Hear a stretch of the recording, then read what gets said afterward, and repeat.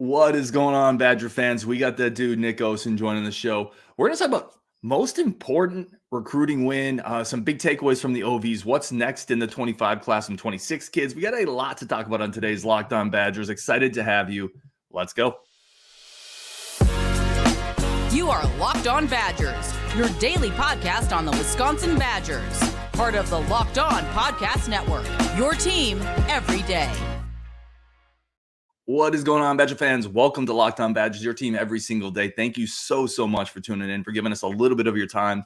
It is incredibly appreciated. Today's episode is brought to you by our great friends over at LinkedIn. These days, every new potential hire can feel like a high-stakes wager for your business. That's why LinkedIn Jobs helps you find the right people for your team faster and for free.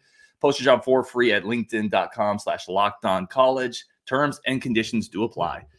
And always, when we get the good guests, we waste no time getting them on the show and get going. We get people on the show all the time to try to make people smarter, and that's definitely what Nic Osen is here to do, as always. Nick, let's jump right into it. So we've kind of talked about the individual players that have committed. I want to zoom out a little bit, 30,000-foot view.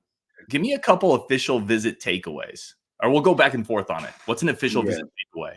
Absolutely, Ryan, man. It's so great, to be back. So I think first one, and a little bit of back and forth, I think it has to be just this staff's ability, whether it's that weekend or a few days later, as we'll kind of get into further in the show, their ability to just close on these top targets. My mind goes to Mason Posa, Eugene Hilton, Logan Powell, and I'm not even saying some because I want to save them for a little bit deeper. It's not necessarily normal, man, no matter what school you're at or what school you are looking at. Like oftentimes, high 3 stars, 4-star level kids, they want to take all their visits, especially some of these schools that these schools were very much in the running. I think of Mason Posa. I think of Nolan Davenport. These other schools really, really wanted to get these young men on campus, and the Badgers and this staff were able to close them down. I think in terms of just on top of the sheer talent and production that I know we'll get into in a little bit of a new segment that we're going to do together, just kind of that outward bird's eye view, like you mentioned, the closing ability, getting the right guys on campus and being able to get them to shut things down within 3, 4, 5 days, I think has been big time. And it's something that you do not see all over the country. Yeah, I love that. That's very close to my first point. So I'm just going to throw it out there. If they can get kids on campus, they can close. I think it's, you got to get them, right? And that's not always easy, but I think anytime they get somebody they really want on campus, I feel confident this staff can land a knockout blow, which is exactly what you just said. Here's my other one. Blazek's a dude. Like, yes. Like he's a dude. And we weren't sure. He's a dude. No, without a doubt. It's funny, whether I'm talking with, several of our other friends on another show, or I'm talking with fellow media members just walking around at camp, like he has crushed it. So Ryan, I've got a bit of a connection just in terms of kind of some of his other positions before. So, just the word around the industry was like relationship builder. He's going to come in, get close with guys and absolutely develop. But what we're seeing from him on the recruiting trail, I mean, I hit on Logan Powell a little bit. Nolan Davenport, I'm telling you, like, normally, I've maybe got a story pre-written, right? Or certainly think, let's be ready for this guy, that type of thing. The expectation kind of around the Midwest was that Davenport was going to take those visits.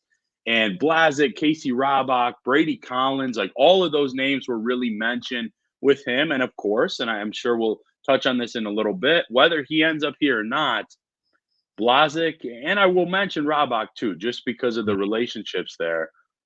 They have absolutely crushed it, I would say, already with Hardy Watts. It's interesting. There's a crystal ball pick in for Clemson, but personally, I've got this as a Big Ten race between Wisconsin and Michigan. And whether he ends up here or not, just the fact that these relationships have been so good. You mentioned getting him on campus. He's a young man. He's a recruit in Hardy Watts that was not able to get here for an unofficial. So the OB was really his first trip. Great chance to get a look at things. And I mean, I'm sure, yeah, you're on the boards. You see kind of the quotes and things like that. What they did and just how they just connect, attention to detail, man, it's impressive. not every staff, not even every big time staff around the country can do what these Badgers are doing right now. Let me add one thing to that too. And I love that we can just kind of take segues off these points. This is his first year here. Like when you're talking about a relationship builder, well, you're building relationships 2 years in advance on the recruiting trail at this point, right? So the longer a coach like that who excels in building relationships, the longer he is in a spot building those relationships. Like this is year one of Coach Blazek. That's crazy, right? When you start framing it through that lens. No, without a doubt. I think it's crazy, man, whether you're a recruiting kind of, nerd or studier like we are and some of our friends, or you just love the game of football and you just follow the team. Like, I think that he is going to be big time really in both areas, because we got a chance to speak with some of the old linemen on the current team, and he just finds a way to connect. And I think really make the person feel like they are kind of the biggest focus of his attention, no matter who it is on the team, whether they're even an O-lineman or not. I think personability is just a massive thing that sometimes gets lost a little bit in the age of NIL and transfer portal. And I just remember telling the boards, like when it was reported out there that he was probably going to be the guy, I said, watch out for this guy, obviously in a very positive way. And man, he's crushed it. People ask me on my little Nick at Night segment, what 5-star is going to be kind of the first to come to Wisconsin under this regime? And I said, I think it could be a linebacker or an O-lineman, just because of what people are saying about Coach Blaz. So I'm totally with you, man. I think it's really exciting. And Ryan, I think it's so impressive, not only in terms of kind of the amount of time he's been here, but I think he really embodies Wisconsin and this O-line U that the Badgers have kind of been trying to get back to the last few years. Yeah, I love it. All right, let's switch gears here. Take just this group of official visit guys, so not the entire class. Out of this last group that committed over the last 3 weekends of official visits, obviously we're still kind of shifting through the last one, but what has been the most important recruiting win? Not necessarily the best player, not necessarily the best film. What was the most important one? And that can include anybody that's committed within the last few weeks, you said? Yeah. Everybody in kind of recent history. Yeah. So I'm going to go with, what's kind of been a back and forth recruitment, but you didn't say most impressive. You didn't say best player necessarily. You said most important. And I think that's actually Torin Petaway. I think because not only, and we'll get into this further too, not only am I super high on his game and his fit with Wisconsin, and I can't wait to see him play here in Middleton, because obviously that's not a far trip, but it's a position of need. He's a high ceiling guy. I think he's meshed really well with Coach Whitlow. And of course, on top of all that, whether you get super deep into the rivalry or not, you don't want that rival to have a talent like Petaway from right in your backyard. So most important, that wasn't the first that came to mind. I first thought it said most impressive, which I will note too. But most important, Ryan, I've got Torin Petaway, who I will not shy away from saying, the board knows this. The tape is still growing. He's so new to football. But I personally think he ends up as a potential league guy after his time in Madison. Yeah, like Legos, we're sticking together on this one. That I have Petaway too. For all the reasons you noted, it's been such a grind historically, not just under this regime, but historically to recruit defensive linemen that are difference makers at Wisconsin. I know it's not the be-all, end-all, and I know some people take it too far. You still don't want to lose in-state defensive linemen. Like, you still don't want to lose the guys in your backyard at that position that have that type of upside. He's 280 now. You definitely don't want to see him go play for Fleck. I think that's the most important. The one that I almost went with, though, is Hilton, just because it's really difficult for Wisconsin to find that 6'2", 6'3" guy. Like, I was talking to Badger fans. I said, who does this remind you of? And there's not a lot. Maybe a Nick Toon, maybe that type of guy. We don't have a lot of them. And when you have that player, right, because what has happened to the Badgers recently is you have a Danny Davis or a Kendrick Pryor. The better defenses just put a corner on there and they just blanket him. Hilton can break that coverage. He's physical enough. He's big enough. His route running is precise enough. He wins contested catches. He gives you an element that we've really struggled finding. So I could see the argument for Hilton in this as well. No, I wish you could see kind of my messy notes over here. He was literally the other name that I had circled on top of kind of your reasoning. Just a big time player, big time programs, no matter where he kind of was. I don't know exactly on Georgia's board, like recently, can tell you as a fact that they wanted him certainly within the process. Official visit was in the works. You got Miami on that list, Missouri, Kentucky, a lot of spots that really did want him. And I'm going to save a little bit more just kind of for later, in kind of our show. But he was big time. And I think I will just briefly note Nolan Davenport, because the more that I think about it, it was kind of a, hey, welcome to the Big Ten type moment, not necessarily for teams that are newer to it, but like Blaz and OLU are back and kind of here to stay. I think of a Michigan State that was perceived in a good spot for a long time. Penn State was amped and hyped to get him on campus, and none of that happened. So, yeah, those are the first few that come to mind.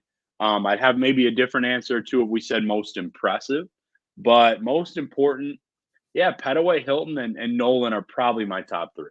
I love it. All right, we're going to take a quick break. We're going to come back with most impressive and then highlight 2 or 3 guys in this 25 class that we feel could jump up the rankings. We're going to go back and forth on that, plus get some of your comments. That's coming up next on Locked On Badgers. But first, a quick break for our friends of the show over at LinkedIn. Listen, if you're a professional like Nick, you got to know how to find the talent. You got to know how to talk to people. That's what LinkedIn Jobs is here for you. Find the 5-star accountant for your job. Find the 5-star plumber to get all your needs done. Don't go to the other site. Go to LinkedIn, the #1 professional marketing network in the world, for a reason, because they are finding you the right talent for your small business. Talent is everything. People is everything. Relationships are everything. You need that to drive your business forward. That's what LinkedIn is here for. It's something I use. I'm sure Nick is on LinkedIn as well. I don't want to speak for you, but see? Yep, you got to go over to LinkedIn. Right now, post your job for free as a hiring manager, linkedin.com/lockedoncollege. Post your job for free at linkedin.com/lockedoncollege. All right, man. Let's go back and forth on. Actually, no. Let's do most impressive. What was your most impressive win? I think we're gonna have the same one here, but I'm curious. Yeah, I think we might, but I think it has to be said. For me, that's Mason Posa. I think there are some guys that we're gonna hit on that I think are rated too low right now. So I think there are others that could be kind of in that realm, even if it doesn't end up top 2, 4, 7. Ryan, man, we've got some great friends that are Badger fans, and we like to talk film a little bit. Dude, I watched maybe 700, 800, 900, players film in this career so far, at least. There are maybe 10 that I've like rewinded back. Whoa, did I just see that right? I mean, this dude can be shot out of a cannon in terms of speed. He can cover. He's smart. He's reactive. I don't think people still fully realize how big of an addition that was, and just the story within it. I did a little bit of a behind the scenes type piece.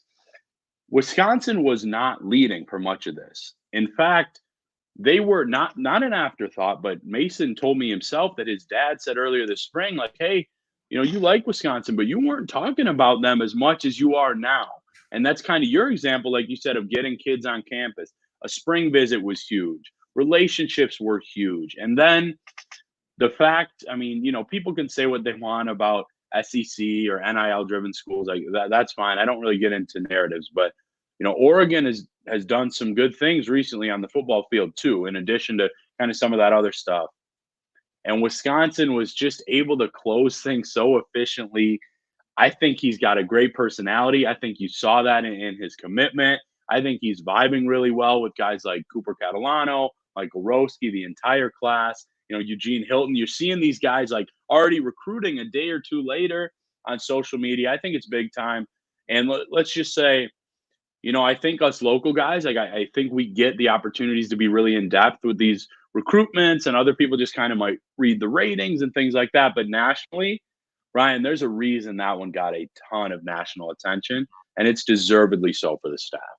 Yep, very well said. Not much to add there. We absolutely have the same person. I think the one thing I'd add on, and I think you've talked about this, but lost in the athleticism of his game is the nuance of his game. Like he gets really skinny on the edge. He can bend that edge. He understands leverage. Really good field awareness. He can play deep safety. He's talked about that. I like the ability to just put the foot north and south and explode. He gets through gaps. He finds those little seams in between gaps of blocking schemes that a lot of players just run into a blocker because they're more athletic. He already understands some of the nuance of playing that spot. He's just a home run, 100%, the most impressive addition. All right, this one, I'm excited for this one. I'm excited to see your list. We'll go back and forth. In the 2025 class, who are some players that you feel could potentially take a big jump up here in the rankings? Yeah, I'll give two and then popcorn to you because I've got a few. So again, you've heard me mention him, but it just seems so easy for me to say and think this. I think a guy like Torrin Petaway.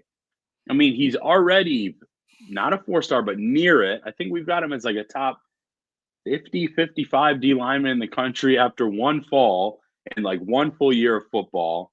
His body's really coming along. I think that once you get more tape, more technique, things like that into his senior film, I feel like that's an easy pick for a 4-star. Again, he's not far off of it either. And then I'm going to go with one of my favorite players in the class. I don't remember, by the way, how you feel on this guy, so I might have to just get that as well because I know some of our friends disagree with me here kind of when we go in depth. But I'm going to go with Cam Miller. He was at least composite 4 for a long time. I think he got down to like an 80, high 88, 89 maybe with 247. I think he has a big-time senior fall. That team is loaded. I think he gets back up to that 4-star group. And I think he and Hilton already make for an awesome wideout room in this class. I love those. I'm curious on Petaway. Why? Because here's a guy, and I want to get on Cam Miller for a second too, because I have something interesting on Miller. On Petaway, why do you think he doesn't get more buzz? Right? Because you look at the frame. This is like the creative player on EA Sports. I'm going to make this guy 6'6", 280, right, as a defensive end. In state, pretty good athleticism, pretty good mobility.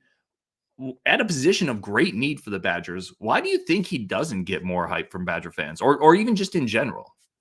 Yeah, I'll go with the in general part first. I think it's mostly just because newer to the game, and I think that there needs to be more tape out there. And I think that's fine. And getting to know Torrin a little bit, like I'm so grateful. We started building this relationship back in December, January, and I was fortunate to speak with him when he made the flip back to Wisconsin. Really, really impressive young man. Awesome kid. I think it's just because the film just isn't fully out there yet. And I think that's fair. And I think he would be like, yeah, absolutely. There are still ways that I can really build.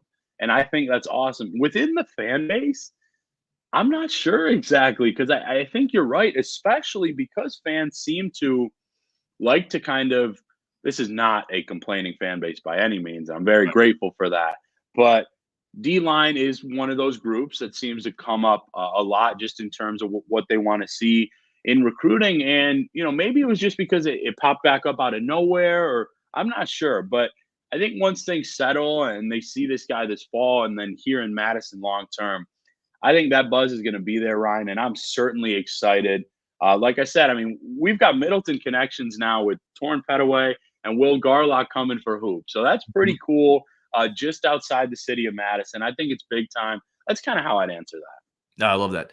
Let me give you a couple of mine. I have Samuel Lateju as the first one I circled. He's got something unique, right? There's something I've been kicking around in my head called I picked this up in a college class years ago, but it's called athletic intelligence, right? Like it's almost like if you take a prodigy and you send them on a chessboard, even if he's never played it, he's going to pick it up and be better than every poser in the park in 6 months because he's just that type of intellect. Lateju has athletic intelligence, meaning he picks up intricacies of the game at a much quicker pace than other people. Talking to his coach, Coach Sykes, over at our great high school, has been he's awesome, right? Coach Sykes is the best. But he was talking like this guy's so far ahead of the game from a mental standpoint that the physical tools are just augmenting everything, right?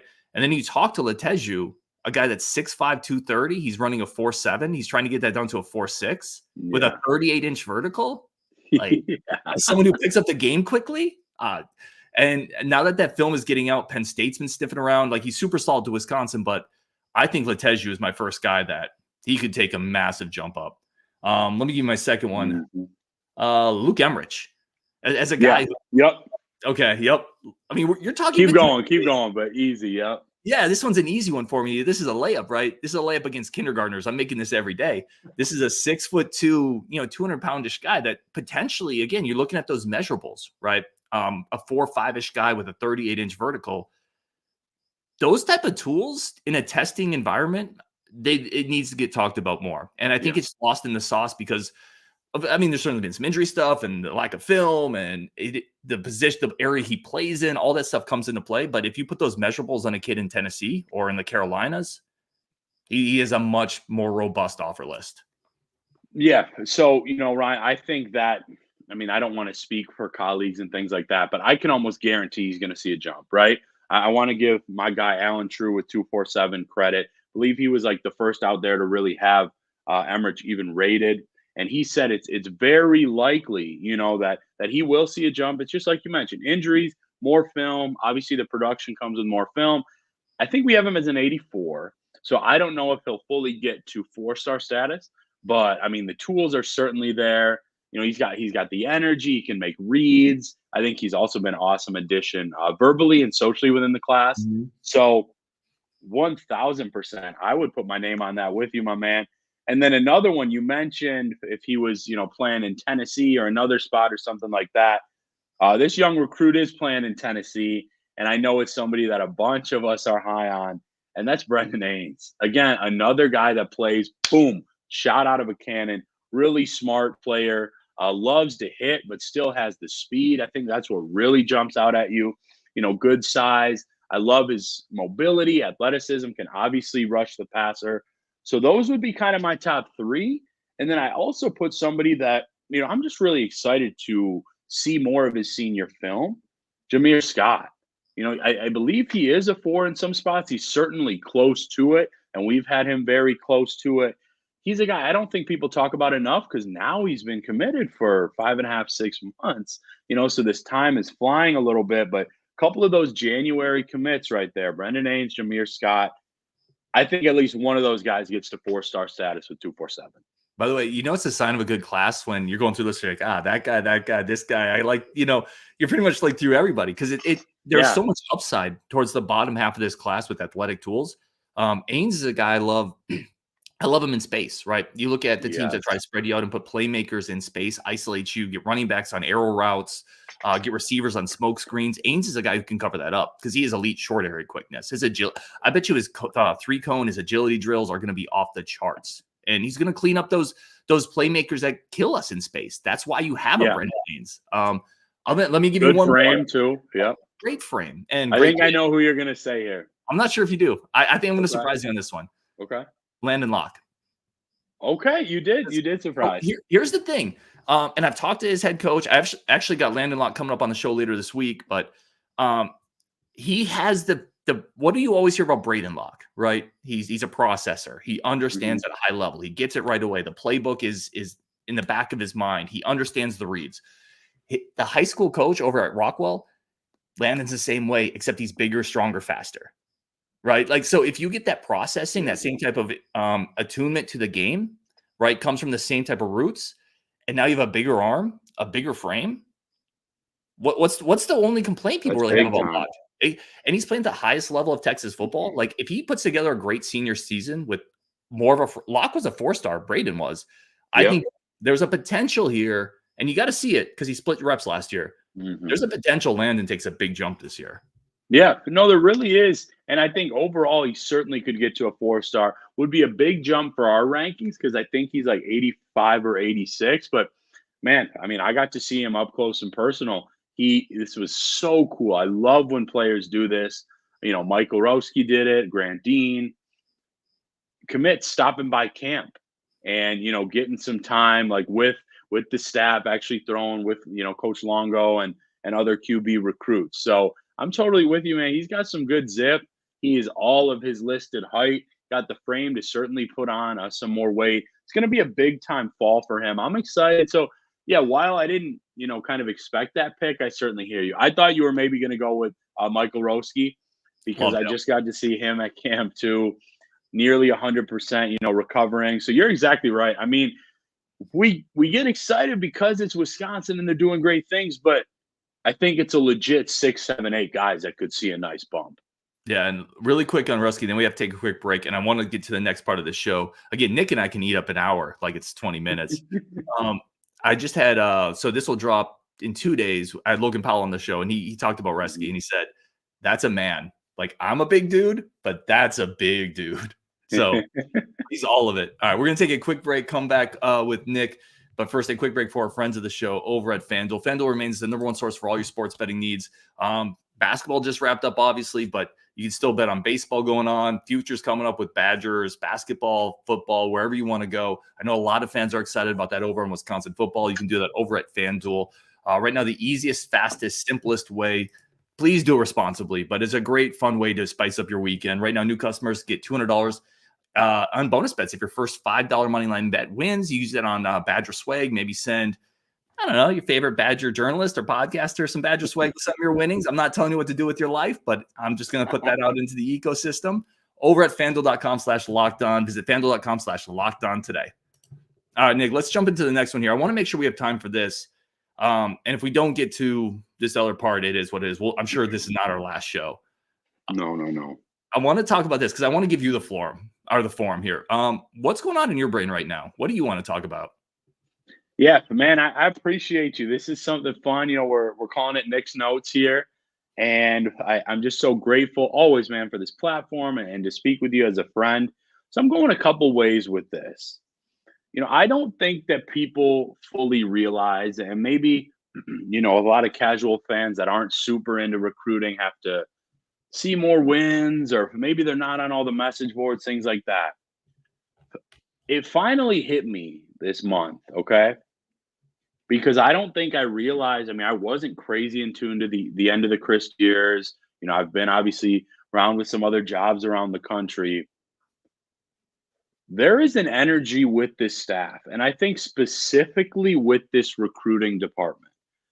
I think of Pat and Max that are often talked about and very, very well deserving with the way they're able to connect with recruits and do incredible, things within it. And obviously land commits, goes deeper with Casey Robach, Zach Zilm. I don't think people realize, because there are other recruiting departments in the country, of course. And, sure, some others do a great job, but in terms of what they do here, how they connect, their attention to detail, Ryan, I'm telling you, some things I'll share on, the website and with you, some things I'll just kind of hint at, but just in terms of building consistent relationships, it's like these guys, this staff, they don't miss a beat.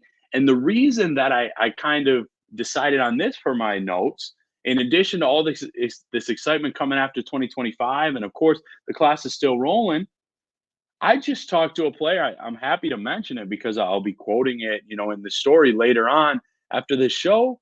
A top 20-ish tight end, Landyn from Ohio, that was just here this weekend. Again, the visit, one of the best I've ever been to. Couldn't have asked for more. And this is while these guys are dealing with official visits. There are camps going on. So I don't mean to even overhype anything. I step away and I'm like, okay, Ryan balances a lot. I've got a lot on my shoulder. I don't know how this staff is able to balance so much, do it so successfully, and build these connections. And that is why I will say on this show, and hey, if I'm wrong, save it and come back at me. But that is why I am pretty confident that in the next 1.5 to 2.5 years, we will see Wisconsin back in the in the college football playoff, back in those top 10 years, because folks, the foundations are being built, and I really don't see that slowing down anytime soon. Dude, let's go. Let me ask you this. I love this idea of just giving you the time and go whatever direction you want to go in. What's the recruiting ceiling? So given everything you just said, right, about Max, Pat, obviously it's not just them, right? Zay Zilm, Casey Ryback, and they have also support from above administration, and there's a lot that goes into this, obviously. But those are kind of the players people know. And below as well. I just want to know, guys, 100%. constant film, making connections, just worth saying for sure. No, there's a whole infrastructure there, and it is really important to point out. Take that. But then also consider that every year there's a USC, Notre Dame, Georgia, Bama, Clemson, Texas, Oklahoma, Ohio State, Michigan, Penn State, et cetera, right? What is the recruiting ceiling? What is the consistent recruiting ceiling for this program? That's a really good question. And that is one I'm on the spot a little bit. And certainly nailing down to exact number is impossible. But let me frame it like this even before you get going. I get a lot of people on this show that say, we'll be a top 10 recruiting program. And I push back and I say, I don't think we can get there just because these other schools are so established, but I think we can be a consistent top 15 program. Yeah. And I think you can win a natty as a top 15 program if you get the right quarterback. Oh, I mean, first, dude, second part first, without a doubt. I mean, Washington just nearly did it. Mm-hmm. Michigan isn't even always in that top 8 to 10 area. So let me say that first of all. I will, admit that just because I'm so focused on Wisconsin, I don't know some of kind of the NIL focuses and things like that other programs do. Recent success is certainly a big thing, and that is why these wins have to continue to stack up. And I do see that happening in 24 and 25. But personally, man, I mean, I don't want to be drinking too much of the kind of excitement and Kool-Aid, but you didn't even say consistent ceiling. I don't think, just like a potential ceiling and then consistent building blocks. I think top 12 to 15. I honestly do, because the wins are still coming along, and I see this year's class ending in the top 18 to 20. And that's after, kind of a season that maybe people didn't see as much as they'd hoped. I feel this energy. You feel it when you're speaking with these young recruits, when you're at a camp. Like, Ryan, it is palpable, man. And I'm not telling you, okay, Wisconsin's going to be top 10 class next year. No, I'm not saying that. But I just don't see kind of these personal connections, the beauty of Madison, the knowledge of football. I don't see any of that slowing down. And that's why, man, I am pretty confident in saying what I just did. And, I'm pretty grateful, and it's pretty damn cool to be covering it right now. That is well said, man. Last question here. Do they need to start winning now? So I've talked to a lot of recruits. You obviously have talked to more. It's been a lot of selling the vision, right? A lot of, this is where we're going. This is what we can do. At some point, do you need to start winning then? Yeah, man. God, I love our buddy shows, and I love yours because, these questions, they're not always softballs. And I like that you're kind of getting me to think about this. Personally, just being around recruiting, and I've gotten pretty damn deep into it, I must say. I still think winning isn't necessarily 1A on the list, but it is always in that 1B to 2A range if you're looking at getting to the NFL, which the right guys are. So I would say I don't think you need to win 10 games this year, but I think you do need to get 1 or 2 marquee wins to get around 8 or 9, certainly hit that over number, get to either fringe playoff or like a pretty cool top 20-ish bowl game.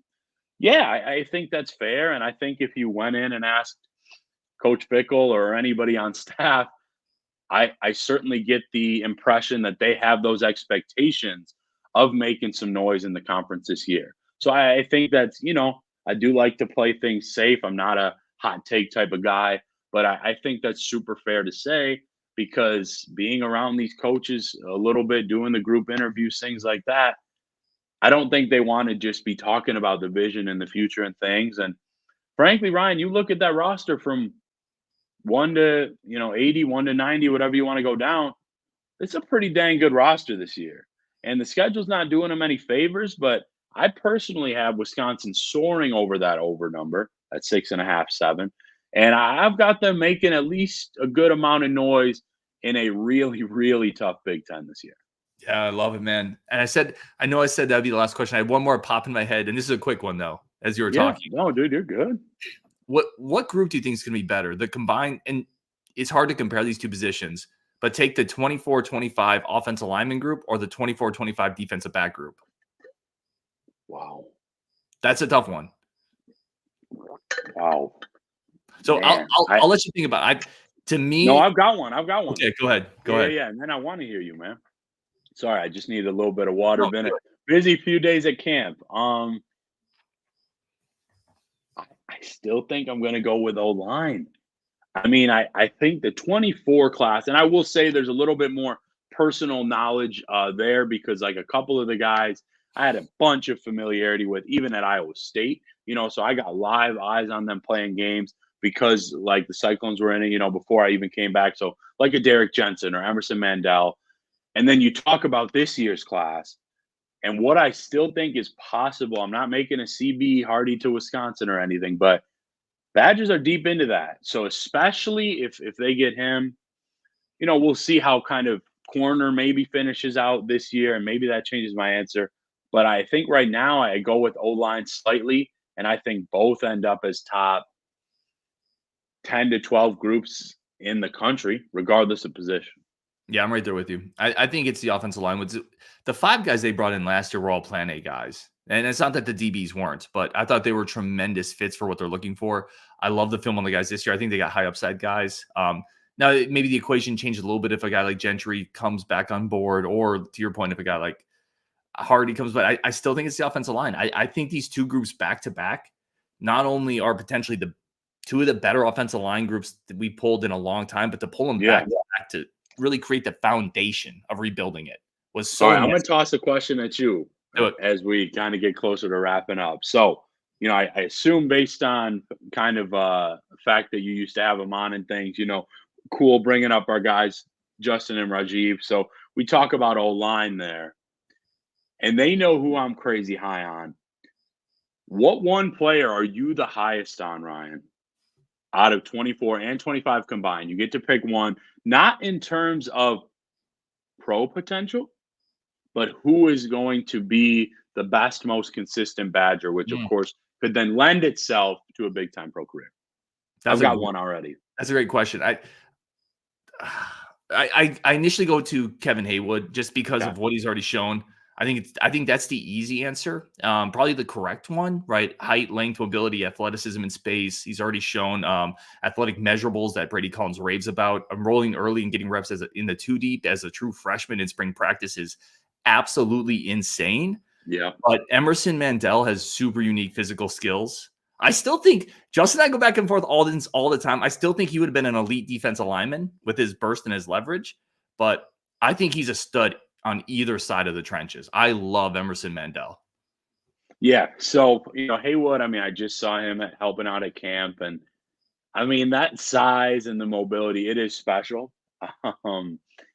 If I had to pick one, and I don't, of course, but just for this exercise, because we're so impressed, man, I think that Emerson Mandel could be a day 2 type guy in the NFL draft. And that's not crazy, I don't think, to say anymore, because we had him in the top 247, but just the size, the violence with which he plays, the development potential.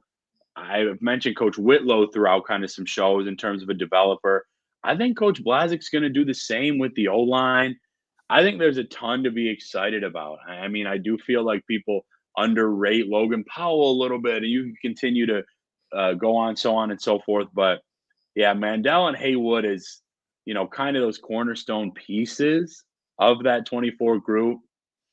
It's going to be pretty special in the trenches here, Ryan. I really believe that. Dude, I love it. Great answers as always.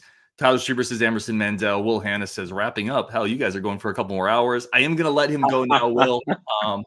But anyway, Nick, thank you as always, my friend. Where can people, the Twitter accounts there, or the real Nic Osen, but take it away where else people can find your work and what you got going on. Yeah, appreciate you, Ryan. Appreciate you, Will. I think next time, if Ryan's cool with it, we'll go even further, man. Badger 247, 247sports.com. A lot of stories coming up, actually, right after I get off the show. Going to have a couple published for the morning. Got to deal with some stuff with my car tomorrow, so that'll keep me busy for an hour or so. But, man, truly, I'm so grateful to be on the show. You do amazing, not just with the platform you have built, but what you're talking about. We've become friends off the air, so grateful to you, man. Thank you guys so much. This OB season's been crazy busy, but I'm grateful for it. It's been a blast. No, I really appreciate it, Nate, for stopping by as always. Thank you for everyone tuning in, wherever you get this, however you get it. A lot of stuff coming up this week. We got Logan Powell coming up in a couple days. Landyn, Locke on later this week. Those will both be fun shows. You guys are I've already done the Powell one. You guys will really like it. That guy is a fun interview. Yeah. On Wisconsin, and we will talk later.